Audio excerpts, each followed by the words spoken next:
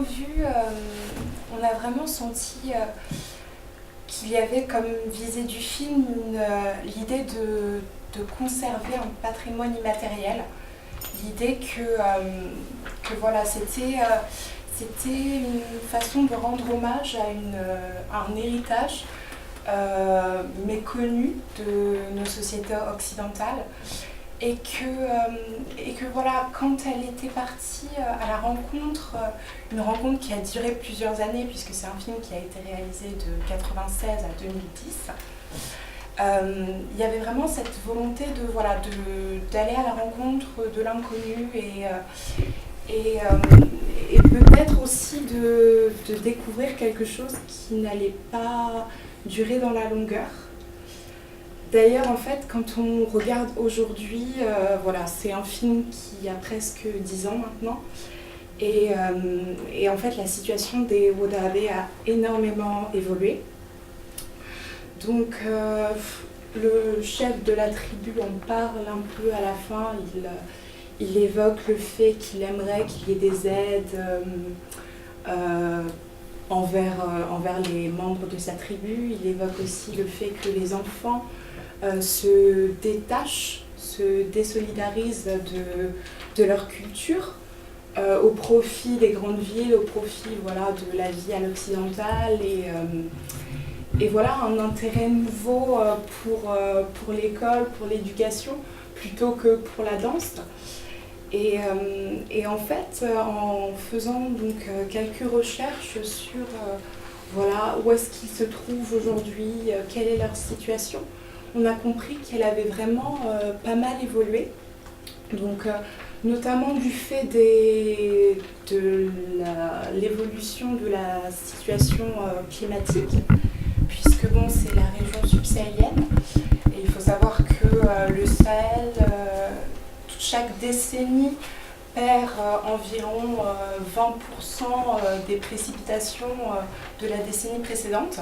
Et donc la sécheresse qui était à l'origine cyclique et qui a mené la danse des Wodaabe, puisque le Djerwol se célèbre après la mousson, donc à une période où justement ils ne craignent pas la pluie, où ils peuvent être durant 7 jours et 7 nuits en extérieur sans craindre de se prendre une averse. Et bien maintenant c'est beaucoup plus compliqué parce que les averses sont imprévues, parce que les pluies viennent même en plein milieu de la sécheresse. Donc c'est très compliqué à eux de prédire, de pouvoir prévoir, envisager les signes, puisque c'est une nature complètement livrée à elle-même. Et donc voilà, c'est très difficile pour eux de trouver un temps déjà pour se rassembler pour cette tradition. Il y a donc aussi ce problème interne avec les enfants qui vont dans les villes. Donc au Niger, c'est par exemple la capitale, Niamey, qui se trouve vraiment dans le sud. Et puis, au-delà des changements climatiques, il y a aussi le gouvernement. Donc, le gouvernement nigérien a tenté de sédentariser de force les Wodaabe. Il n'y est pas parvenu parce qu'il y avait cet appel de la nature. Il y avait c'est des nomades donc qui sont habitués à cette vie-là. On ne peut pas les enfermer, on ne peut pas les caser dans des fermes, c'est impossible.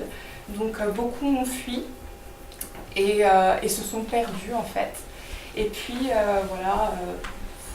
vous êtes sans doute au courant, cette région a été beaucoup secouée par tous les groupes islamiques qui sont arrivés, notamment au Mali.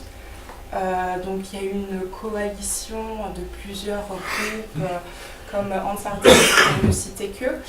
Et donc en fait les Wodaabe se sont retrouvés dans une situation très précaire où en tant que nomades, ils étaient sans cesse sur le qui-vive et prêts à bouger. Et en même temps, il y avait cette question, eux ne sont pas des musulmans pratiquants, mais ils ont une forme de religion, eux ils croient plutôt aux esprits, donc ils étaient vraiment en conflit avec ces nouveaux arrivants sur les territoires. Il faut savoir aussi que les Wodabé sont en conflit avec d'autres peuples nomades, donc il y avait vraiment cette complexité et cette difficulté à pouvoir trouver une place. Aujourd'hui, on estime leur nombre à 100 000, donc c'est 2 fois moins que lorsque est sorti ce documentaire. Et donc maintenant qu'ils sont dispersés comme ça sur plusieurs territoires, la question du rassemblement semble difficile, mais peut-être envisageable. Voilà. Donc, moi, je vais plutôt maintenant aborder une autre thématique qui nous paraît importante de souligner, et c'est aussi là-dessus qu'on a essayé de travailler, c'est vraiment la problématique du filmeur filmé. Parce que dans ce film, ça nous paraît vraiment assez particulier dans le sens où la réalisatrice tisse vraiment des liens avec les personnes qu'elle filme. Donc ça passe déjà d'abord par l'apprentissage et la connaissance de la langue des Wodabé. Elle a vraiment fait l'effort d'apprendre cette nouvelle langue pour pouvoir après communiquer directement avec les Wodabé, ce qui, par conséquent, il n'y a pas de traducteur qui rajouterait un intermédiaire entre les filmés et le filmeur. Il y a vraiment une interaction directe et ça permet aussi de créer une complicité entre les deux. Et on peut sentir vraiment, à des occasions dans le film, qu'il y a cette proximité entre les deux. Par exemple, elle arrive quand les femmes racontent comment ça se passe, le vol des femmes. La réalisatrice pose une question et elles arrivent à rigoler ensemble et on sort vraiment du simple documentaire question-réponse. Il y a vraiment des interactions autres qui viennent enrichir le film et qui permettent vraiment d'aller au-delà d'un reportage qu'on pourrait qualifier de plus cadré, entre guillemets. Donc aussi la réalisatrice, il faut savoir que sur le tournage, elle n'a pas choisi de s'occuper de l'image, elle capte le son, elle n'est pas derrière la caméra. Ça nous paraît aussi très important à souligner, parce que déjà, étant en partie musicologue, c'est vraiment quelque chose qu'on peut relier à son souci du son. Et par là, ça montre aussi qu'elle veut vraiment capter une parole qui est vraie, vraiment capter cette parole qui vient du peuple lui-même, pas la déformer ou quoi que ce soit, et capter cette réalité. En plus de ça, il n'utilise à aucun moment une voix off dans le film. La voix off qu'on entend, c'est bien évidemment le narrateur qui explique un peu les traditions, que ce soit à son fils ou au spectateur. Donc le fait, une nouvelle fois, de ne pas vouloir utiliser cette voix off, ça implique que c'est les Wodabé qui créent le film avec la réalisatrice. Ils racontent leur histoire, leur tradition, comment fonctionne la cérémonie et pourquoi aujourd'hui, dans quelle visée à cette cérémonie, et c'est pas quelqu'un d'autre qui est extérieur à ces traditions qui va expliquer à des spectateurs qui ne connaissent en général pas ces traditions, comment fonctionnent ces traditions. Ce qui fait qu'il y a une forme de véracité dans les propos, et ça apporte aussi énormément de justesse à tous ces propos, et ça apporte un regard vraiment de l'intérieur et qui n'est pas du tout déformé par... comme ça peut l'être parfois par un regard occidental face à des coutumes, à des cultures qui nous sont en général assez inconnues.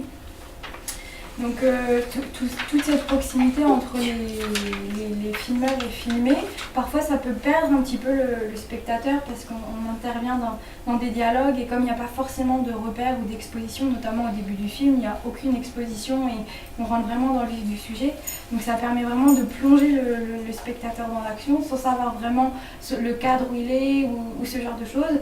Ce qui fait que vraiment le spectateur est lui aussi obligé de s'impliquer et de s'investir directement dans le film pour comprendre le cadre, pour comprendre comment ça fonctionne, les relations à autrui, tout ce genre de choses. Ce qui fait que c'est vraiment un film qui est construit évidemment par la réalisatrice, par les filmeurs, mais aussi en partie par le spectateur pour voir lui comment il peut recevoir ces nouvelles informations et comment il peut apprécier ou apprendre à connaître cette culture qui lui est étrangère.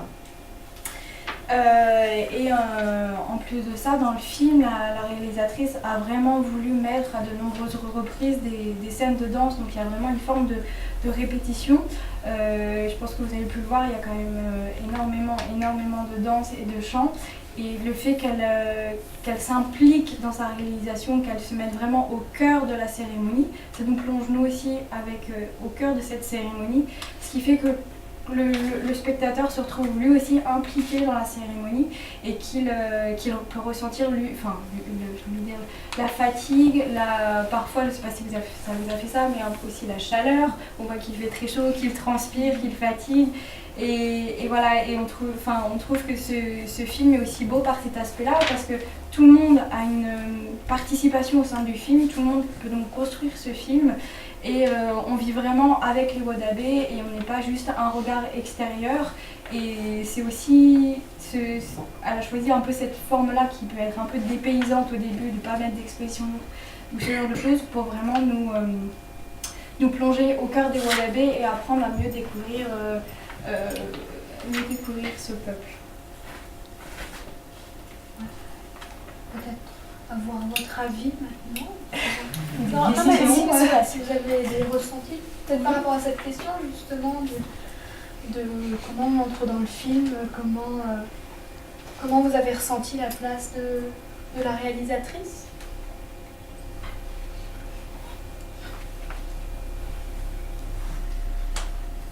C'est fait très discret. On voyait à un moment donné, on voyait que sa main à un moment donné, où elle recevait un peu de terre et un souvenir de la cérémonie. Et la discrétion, pour moi, c'était très important. Sans interférence aucune, quasiment. Puis en plus, il y a ce don. C'est drôle parce qu'on ne la voit jamais. La seule partie qu'on voit d'elle, justement, c'est sa main. Et ça n'intervient qu'à la fin.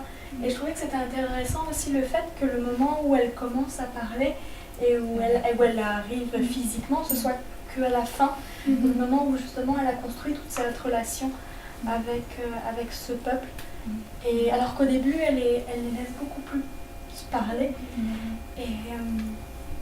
Et ça nous permet, j'ai trouvé, de vraiment rentrer dedans en tant que nous-mêmes spectateurs et pas d'être juste à la place comme parfois on l'est de la caméra, de la réalisation. Oui, je voulais réagir sur cette image de la main qui reçoit la cendre. Ça traduit peut-être aussi le geste filmique qu'elle fait à travers ce film. C'est que tout le long, elle reçoit la parole, elle reçoit cette tradition-là. Et de la même manière, le spectateur aussi reçoit. Et je trouve que ce geste, le seul moment où on la voit elle, c'est quand elle tend la main et qu'on lui dépose des cendres. C'est assez symbolique, je trouve, du but du film.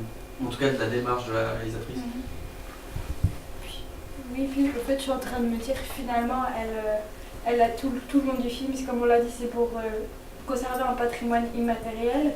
Et elle fait tout ce travail-là pour conserver ce patrimoine qui n'existe, qui est très rural. Et elle arrive quand même à recevoir un bout de cette cérémonie finalement physiquement avec cette cendre. Et même ils lui disent emmène ça à Paris, en France. Il y a vraiment même de la part des Wadabé une volonté d'offrir cette tradition et de la partager. Mais donc Sandrine Long, qui est la réalisatrice, a écrit un certain nombre d'articles. Et effectivement, quand on lit un peu son point de vue, elle a un site internet aussi, si ça vous intéresse, de creuser. Et donc sur son site internet, elle met notamment un certain nombre d'enregistrements de chants, de parties, de rituaux, etc. Et ça, c'est une notion très importante pour elle, en fait, de ramener des choses, parce que c'est un peuple qui, nous est vraiment inconnu. Je ne sais pas si vous en avez entendu parler avant de venir voir le film, mais c'est un des peuples de cette partie d'Afrique qui est assez peu connu en Europe.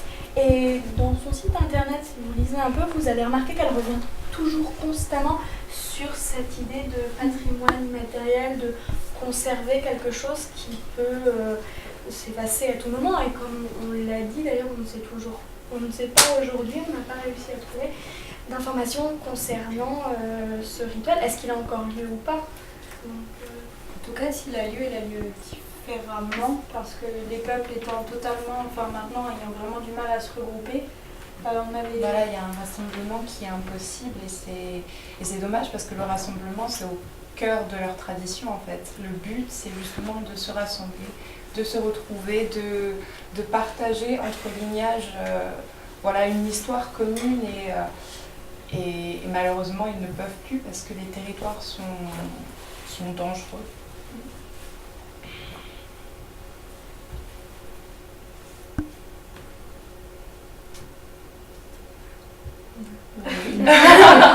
Non, en fait, je voulais juste rajouter que ce qui m'a vraiment touché dans le film, c'est le fait qu'on puisse.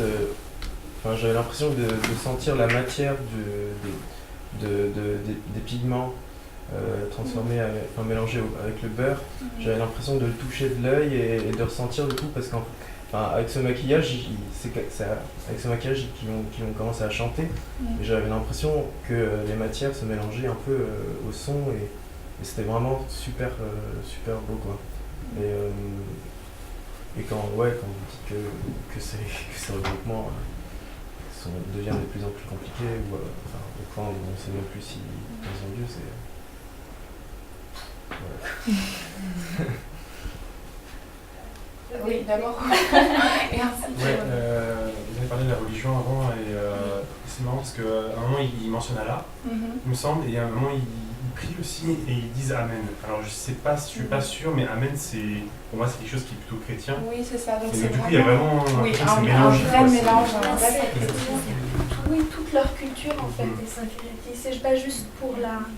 C'est pas que la religion, mais oui, effectivement, si vous faites des recherches, vous allez vous rendre compte que officiellement ils sont musulmans, mais quand on regarde le film, on se rend compte que leur tradition, tout leur patrimoine, leur mythe, leur légende est complètement, presque animiste des fois.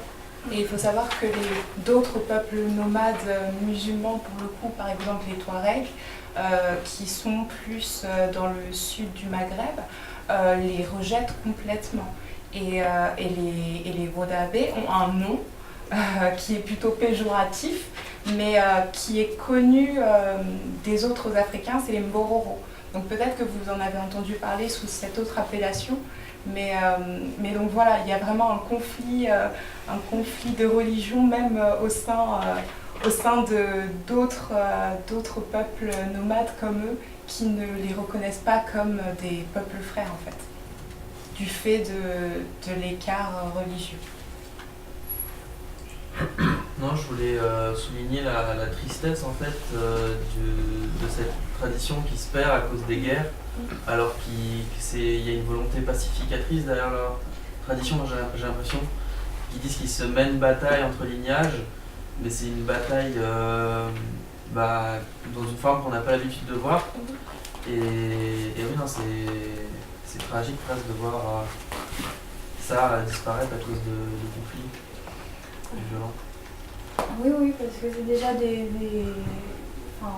je ne veux pas parler pour beaucoup de personnes, je ne sais pas quel est votre culture ou quoi que ce soit. Moi, pour ma part, c'était un peuple que je ne connaissais pas du tout. Et en fait, j'ai vraiment apprécié voir la richesse de ce peuple, comme on l'a dit, le mélange de toutes les cultures. Et en fait, ils ont vraiment une conception de la vie et de beaucoup de choses. Par exemple, moi, ce qui m'a marqué, c'est le rapport à la beauté qui est totalement différent d'une autre et qui est très très marqué dans le film. Et en fait, c'est vrai que moi aussi, je trouve ça vraiment dramatique et tragique. Et surtout que ça ne doit pas être le seul peuple nomade dans ce cas-là. Donc c'est assez triste parce que c'est une richesse de l'humanité qui est en train de se perdre. Et un jour, on va avoir une forme d'uniformisation en fait qui aura moins d'intérêt. Oui, d'ailleurs, à propos de cette uniformisation, on voit à la fin quand ils commencent à parler de la façon dont ils vivent et de plus en plus. Et c'est un peuple qui est très connu aussi pour son artisanat et pour même les costumes qu'ils portent lors de la cérémonie. Ce sont eux-mêmes qui les font, leurs bijoux, etc. Et en fait, de plus en plus, ils perdent leur tradition et en fait s'urbanisent. en tout cas pour ceux qui partent. Moi, je voulais réagir à ce qu'il a dit, c'est qu'on ne connaît pas trop, on n'a jamais vu ce genre de cérémonie, et c'est quelque chose qu'on ne connaît pas ici, ou de manière plus générale en dehors de l'Afrique ou de Guadeloupe.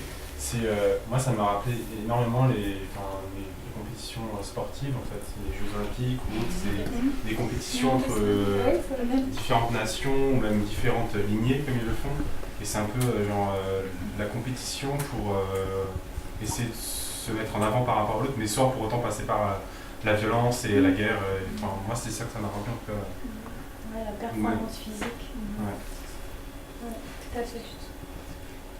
Il y a un autre intérêt, c'est de donner à la femme le pouvoir de choisir, le pouvoir de s'en aller, le pouvoir de fuir.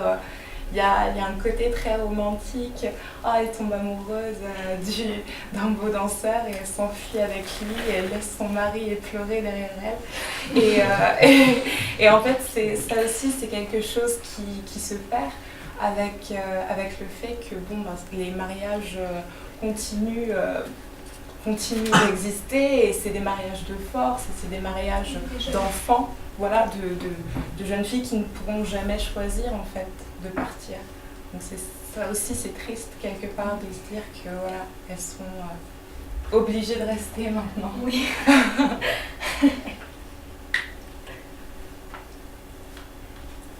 Juste une petite question. La langue qu'ils parlent, est-ce que vous savez si elle est spécifique à leur tribu ou c'est partagé un territoire ou d'autres? Alors, moi j'ai essayé de faire un peu de recherche, mais c'est très compliqué à comprendre, c'est très compliqué à trouver. De ce que j'ai vu, bon, ça après c'est des recherches personnelles, donc je suis vraiment pas sûre. Et de ce que j'ai vu dans ce documentaire-là, il parle un patois qui est compréhensible au Niger. Mais comme c'est dit, ils viennent du Tchad, ils viennent du Mali, donc je ne sais pas comment ils font pour tous communiquer entre eux, je ne sais pas comment ils font. Elle, en tout cas, elle leur parle dans un patois qui est propre au Niger. Voilà. Est-ce que la réalisatrice a mené des travaux scientifiques en même temps qu'elle faisait le film? Scientifique, non. D'ethnologie ou de... Oui, en fait, c'est toute son activité est centrée autour de ce peuple. En fait, elle s'intéresse en particulier aux Peuls. C'est son objet de recherche, ce sont les peuples Peuls. Donc, en fait, tout le temps où elle est là, elle a mené des travaux scientifiques, oui, mais du point de vue, surtout en tant que musicologue, en fait.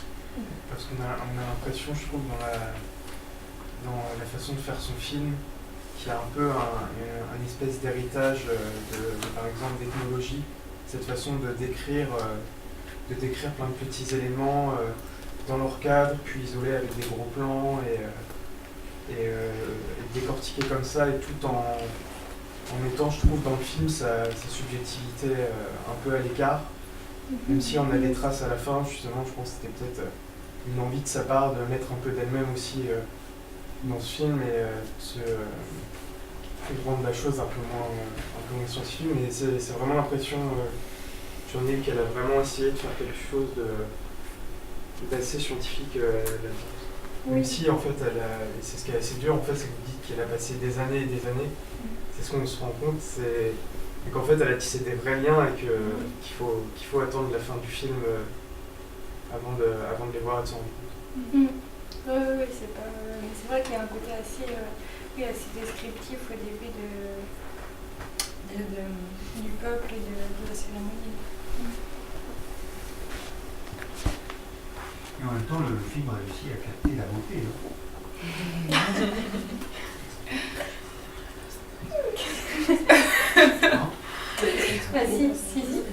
C'est aussi un film sur la beauté, sur l'esthétique, sur une esthétique masculine. Mais ils sont reconnus, en tout cas dans leur région, par les autres peuples comme justement particulièrement beaux. Et ils ont une tradition de la beauté. Oui, même quand ils font leurs costumes, etc., c'est toujours pour une mise en valeur et ils choisissent des choses qui les mettent en valeur. Et même, voilà, je pense au maquillage. Et oui, il y a vraiment une espèce de culture de la beauté. Parce que moi, ce qui m'a marqué, c'est quand à plusieurs reprises ils disent que le soleil doit se refléter dans le blanc des yeux et le blanc des dents, et du coup ils sont une sorte de thèse. Et en fait, je me disais, c'était aussi un marqueur de beauté de savoir à quel point le soleil pouvait se refléter dans leur corps et renvoyer une forme de lumière. Et c'est vrai que, on l'a dit tout à l'heure, effectivement, il y a un rapport à la beauté qui est totalement différent d'une autre. Même, j'ai trouvé ça assez marrant quand il y a une femme qui explique quelle beauté doit avoir le chef, comme quoi il doit être maigre, très grand, voilà, vraiment très très maigre, et que seul quelqu'un qui a cette beauté-là très particulière peut être le chef, mais on ne peut pas le prendre comme mari parce qu'un mari doit avoir une beauté différente et c'est vraiment des beautés qui permettent, enfin qui créent pas une forme de hiérarchie, mais qui crée des sortes de catégories au sein des voilà. Parce que ce que j'ai compris, il y a cette dimension esthétique, mais avec ça, il y a aussi quelque chose de spirituel, puisque c'est le narrateur, hein, comme vous l'appelez, hein, qui l'explique à un certain moment. En fait, cette lumière qui vient se refléter sur les corps à un certain moment au lever du soleil, c'est pas n'importe quelle lumière, hein, c'est une lumière qui renvoie aux croyances pré-musulmanes. Enfin, il le dit, hein, il le dit quasi explicitement. Hein.